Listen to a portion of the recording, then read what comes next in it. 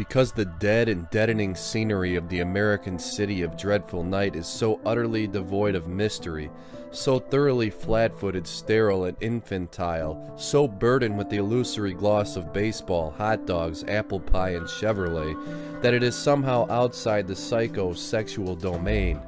The eternal pagan psychodrama is escalated under these modern conditions precisely because sorcery is not what 20th century man can accept as real. I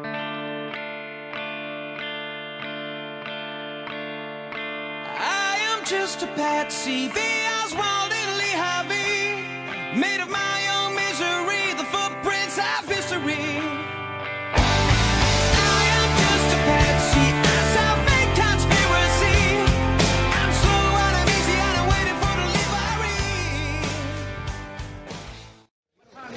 I'm just a patsy. President.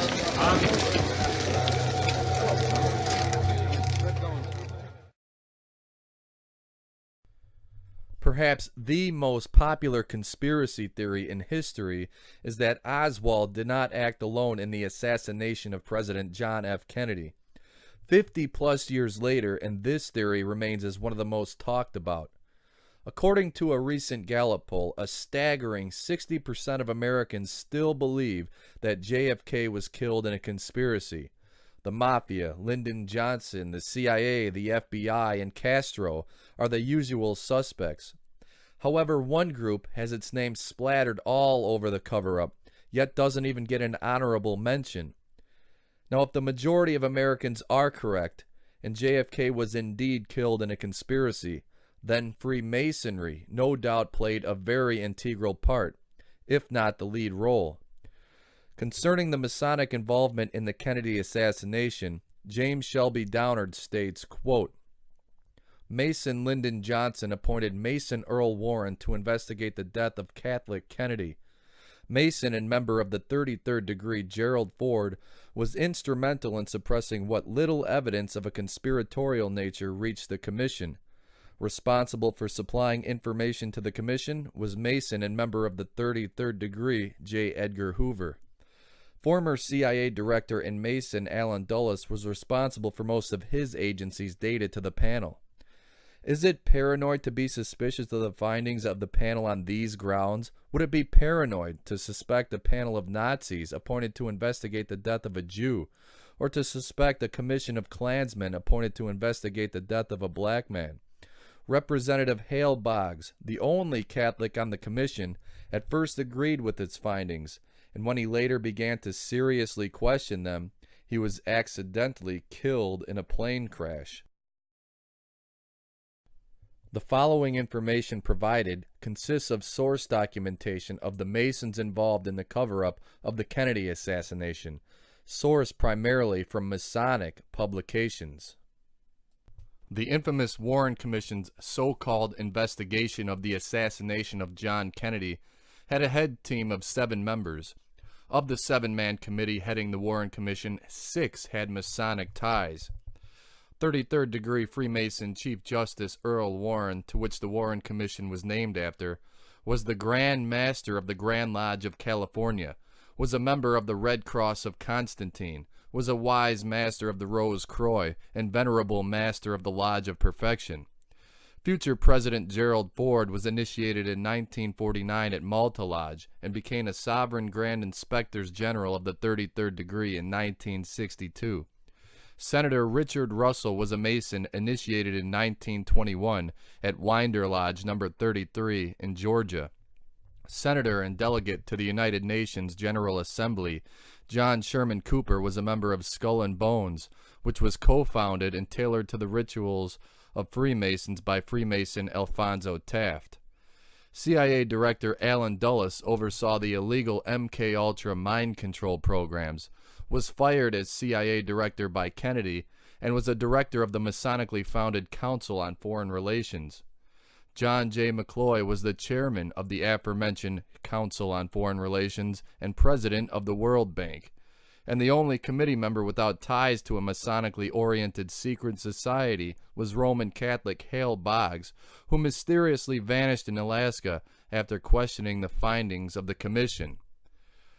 Of the 9 Supreme Court justices at the time of the assassination, 6 had Masonic ties.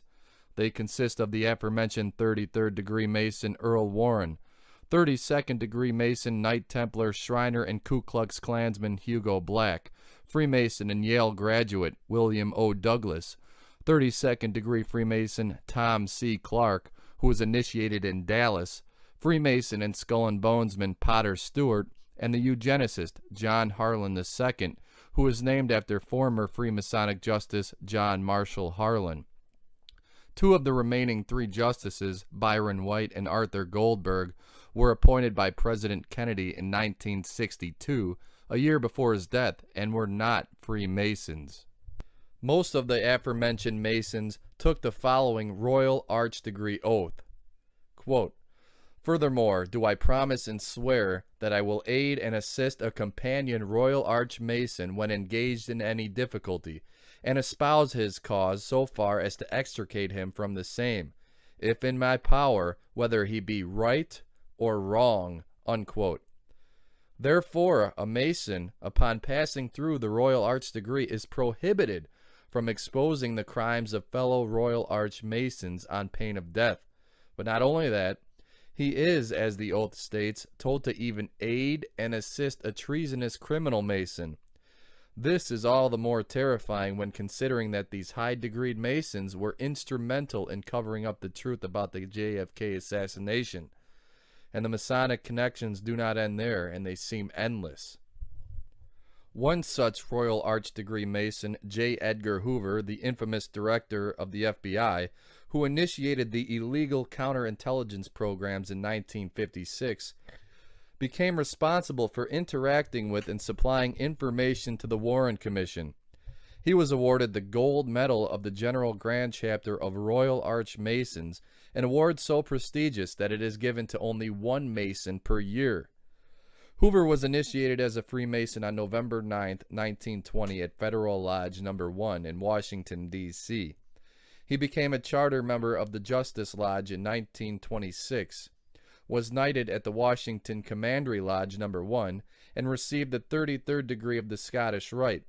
He was also a member of the Grand Council for the Order of Demolay, received the Grand Lodge of New York's Achievement Award, and belonged to the Almas Shrine Temple. And of course, after the assassination, Lyndon Johnson would quickly replace Kennedy as president.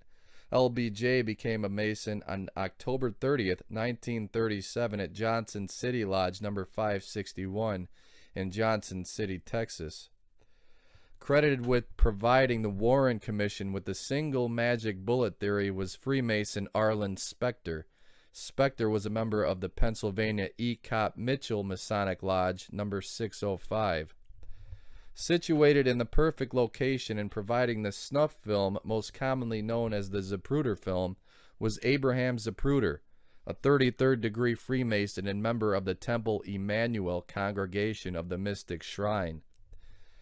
12 years had passed until the Zapruder film was finally televised, proving that Kennedy's head, after the final shot, went back and to his left, shot from the front and right.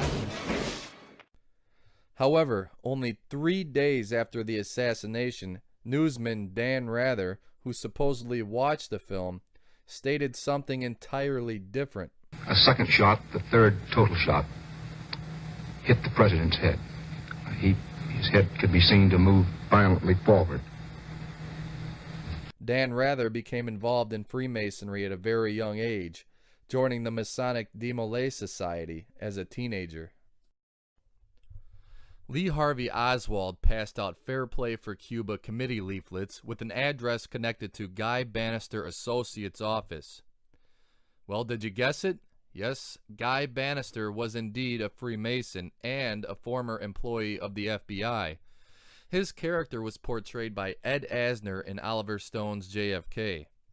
Bannister's office just so happened to be located within walking distance of the New Orleans offices of the FBI, CIA, Office of Naval Intelligence, and Lee Harvey Oswald's former employer, the Riley Coffee Company. Guy Bannister, who was investigated by New Orleans attorney Jim Garrison as a suspect in the JFK assassination, has a gravestone with the Masonic square and compass. Upon his arrest at the Texas Theater, Lee Harvey Oswald emerged with a cut over his eye. The Dallas detective who initially cuffed Oswald was Paul Bentley. Care to guess what secret order Detective Bentley belonged to? Yep, he was a 32nd degree Mason. Bentley died in 2008, and subsequent to that, the New York Times published a detailed obituary. It states, quote, "Photographs from Oswald in custody show a cut over his eye. It was caused by the Masonic ring Detective Bentley was wearing during the scuffle, about 20 rows back from the movie screen," unquote. When looking at the actual site of Kennedy's death and the circumstances surrounding it, the Masonic connections become even more extensive, just as much as they are bizarre. The site of Kennedy's death, Dealey Plaza, is actually named after a 33rd degree Freemason, George Bannerman Dealey, who is also the publisher of Dallas Morning News and the owner of A.H. Bello Newspaper Corporation. A statue of Dealey is situated in the plaza. His son Edward Ted Dealey was also a 32nd degree Freemason who took over the reins of Dallas Morning News upon the death of his father. In all actuality, Dealey Plaza itself is an outdoor Masonic temple. By looking at Dealey Plaza, you will notice a Masonic obelisk segmented into 14 parts, representing the 14 scattered body parts of the Egyptian god Osiris. The number 14, in case you were wondering, corresponds to the 14 days between the full moon and the new. The plaque on the base of the obelisk states that Dealey Plaza housed the first fraternal lodge in Dallas, which is now known to be a Scottish Rite temple, most likely Dealey Plaza itself. Atop the obelisk is the Masonic Light of Illumination. Next to the obelisk is the reflecting pool, situated in the very same manner it sits in D.C., denoting the Hermetic concept of as above, so below. According to James Shelby Downard and Michael Hoffman in King Kill 33, the JFK assassination was equivalent to the ancient fertility rite of killing the king. Now, before going any further, it must be stated here that you can't just exclaim that the Kennedy assassination was some sort of ancient ritual without context. The context being, of course, that the grown men involved in the cover-up, who were high-degree dedicated Freemasons and placed into positions of power, actually practiced the ancient mysteries, rites of initiation, as well as mock assassinations. The second thing to keep in mind is that Dealey Plaza itself is an outdoor Masonic temple. The obelisk, the reflecting pool, the astrological symbology, the Masonic blazing stars, the dedication to a 33rd degree Freemason, the double X or double cross on top of the court building, the assassination taking place on Bloody Elm Street, and the strange fact that the things come in threes at Dealey Plaza as it does in Masonry. For example, you have the Triple Underpass, the Trinity River, the three streets of Elm, Main, and Commerce forming a trident. The time in which Kennedy was killed was exactly 12:30 or 1:23. There were allegedly 3 shots, and after the assassination, there were 3 tramps that were seen escorted from the scene, but whose identities are kept secret to this day. The taller of the 3 assassins, according to some, is said to be hitman Charles Harrelson, who once admitted to killing Kennedy, but later retracted his claim. His son and famed actor Woody Harrelson played a role in The Hunger Games, which just so happened to be released in the U.S. on November 22nd, 2013, the 50th anniversary of the Kennedy assassination. But what does this all mean? Why go to such lengths to coordinate the assassination in line with Masonic ritual? Well, in my personal opinion, Kennedy was very much a part of the establishment, molded and shaped from the beginning of his life by his father, who was a member of the elitist Pilgrim Society and designed to fulfill a political destiny. Kennedy was not attacking the Federal Reserve with his silver certificates. He was, in fact, intending to strengthen the Fed. And his speech on secret societies was not an attack on Freemasonry. It was actually advocating for a greater secrecy within the media during the Cold War. And his extramarital affairs set him up for political blackmail. The Masonic hoodwink can be described thusly. The myth of Camelot is what is needed to endure because perception is reality. The killing of Camelot was more than a mere political assassination. It was a symbolic act of alchemically reshaping humanity from an age of innocence into childhood's end. In order to understand this, you have to understand the perceived battle between Catholicism and Freemasonry. Catholicism has always had a strange relationship with Freemasonry, and the fact that Kennedy was an Irish Catholic and those behind the cover-up were Freemasons cannot be overstated. On one hand, much of the Catholic hierarchy practices the ancient mysteries. The Jesuit initiations are, in fact, very similar to the initiations of Freemasonry, and one need not look further than the Vatican's pagan obelisk to see what most Catholics pretend not to see. But on the other hand, Catholicism has issued many edicts, papal bulls, and outright condemnations of Freemasonry. Now, the battle between Freemasonry and Catholicism and the intended result was described by Rosicrucian initiate Max Heindel in his 1919 book by the same name, and he stated, quote, "The strife must continue until the battle for the souls of men has been lost or won. The issue is not the persistence of the Masonic or Catholic institutions, but the outcome will determine the nature of the training humanity will receive in the remaining periods of our evolution. The reader is requested to note that we distinguish sharply between the Catholic hierarchy and the Catholic religion, but the former are also our brothers. We firmly believe it to be for the everlasting good of mankind that the Masons should win," unquote. So if we rewind to the Middle Ages, at the time of the Knights Templar, we see the beginning of the strife between modern Masonry and Catholicism. The Knights Templar, who according to Masonic authorities like John J. Robinson, are the forerunners to modern Masonry, and were actually becoming extremely powerful through international banking, charging interest to kings. King Philip the Fair of France, who owed the Templars a significant amount of money, arrested the Templars on Friday the 13th, 1307, and demanded that they be burned at the stake, hence Friday the 13th, Nightmare on Elm Street. Pope Clement followed King Philip's lead and issued a papal bull instructing all Christian monarchs in Europe to arrest all Templars and seize their assets.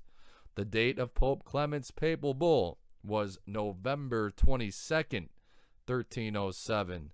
JFK's murder was a symbolic ritual of vengeance and revenge on the Catholic Church. In the elected Knights of 9 degree of Masonry, the term vengeance in capital letters is paired with a severed head denoting retribution. And it just so happens to be that at the very same time the Kennedy assassination took place, the Masonic restructuring of the Church through the Second Vatican Council was taking place. The Second Vatican Council was called on by Angelo Roncalli, Pope John the 23rd, the first documented Masonic pope to ever sit on the throne of St. Peter. The killing of the first Catholic president at a Masonic temple, which was subsequently covered up by Masons, to which some were Knights Templar themselves, on the precise date the Templars were arrested by the Pope, during the exact time that the Masonic restructuring of the Church was taking place, is just too much of a coincidence.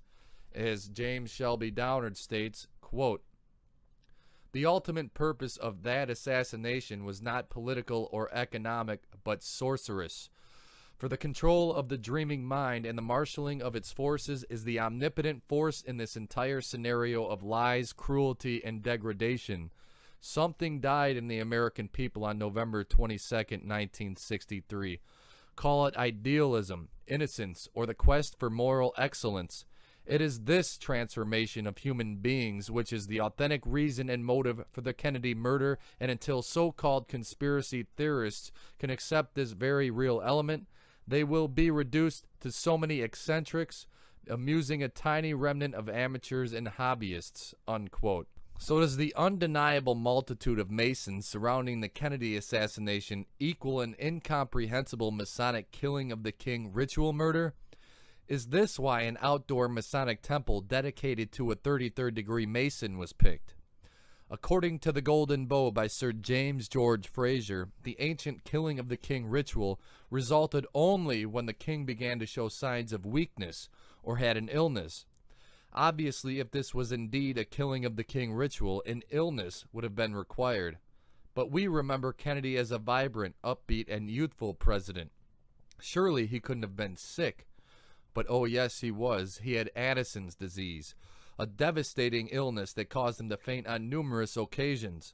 For instance, in the late 1940s, one JFK doctor even stated to a friend of Kennedy's, quote, "That young American friend of yours, he hasn't got a year to live," unquote. And perhaps it is just a mere coincidence or a cosmic act of synchronicity, but during the same exact week the Kennedy assassination took place, a film by Route 66 was scheduled to air, entitled "I'm Here to Kill a King," which was subsequently postponed on the account that it was eerily similar to the assassination. To me, everything we see in the Kennedy assassination was designed to be seen. From the assassination itself, to the Warren Commission's perceived ineptitude, to the so-called findings of so-called conspiracy theorists. It was all done in a ritualistic manner, timed and coordinated with meaning for psychological and ritualistic purposes. Most people cannot and will not accept the ritual aspect of the assassination because it requires people to think of the shadow government as what they really are, practitioners of the ancient mysteries. Now this is unfathomable to most people, and for the most part, they will return comfortably to their prior perception of reality. But the reality and fact of the matter is, the Kennedy assassination was childhood's end, the end of humanity's innocence, and the transitioning from the old world to the new world. We now live in an age of knowing. Whether subconsciously or consciously, modern man now knows the cryptocracy exists. But we willingly accept our servitude, just as Freemason Aldous Huxley once prophesied. Now, I think what is going to happen in the future is the dictators will find, as the old saying goes, that you can do everything with bayonets except sit on them. That if you want to preserve your power indefinitely, you have to get the consent of the ruled. And this they will do partly by drugs, as I foresaw in Brave New World, partly by these new techniques of propaganda. They will do it by bypassing the sort of rational side of man and appealing to his subconscious and his deeper emotions and his physiology even, and so making him actually love his slavery. I mean, I think this is the danger, that actually people may be in some ways happy under the new regime. Perhaps it was cosmic fate that Huxley died on the very exact date that Kennedy died. Huxley and his Masonic family had for centuries helped build the Masonic Brave New World that we see before us today. The end of Camelot was conveniently and symbolically sealed with a rose. Jacqueline Kennedy received a bouquet of red roses on the morning of November 22nd. In response to receiving these roses, she stated, quote, "How funny, red roses for me?" unquote. To Freemasons, the red rose is a symbol of silence, secrecy, and concealment. It is portrayed in the mysteries as a foreshadowing of death, just as it is in movies like V for Vendetta. Jackie's quote, "Red roses for me," is quite symbolic as well. It comes from a radical socialist, Sean O'Casey's 1943 play by the very same name. O'Casey was anti-Catholic to the core and expressed it tenuously in his works. The play Red Roses for Me depicts the struggle between Irish Catholics and Irish Protestants and is centered on religion and politics. The protagonist dies, and his widow carries a bouquet of red roses to his funeral. But down in the darkness, a slim hand so lovely carries a rich bunch of red roses for me. Her petticoat's simple, and her feet are but bare, and all that she has is but neat and scanty. But stars in the deep of her eyes are exclaiming, I carry a rich bunch of red roses for thee. No arrogant jewel sits enthroned on her forehead, or hangs from a white ear for all men to see. But jewel desire in a bosom so pearly carries a rich bunch of red roses for me.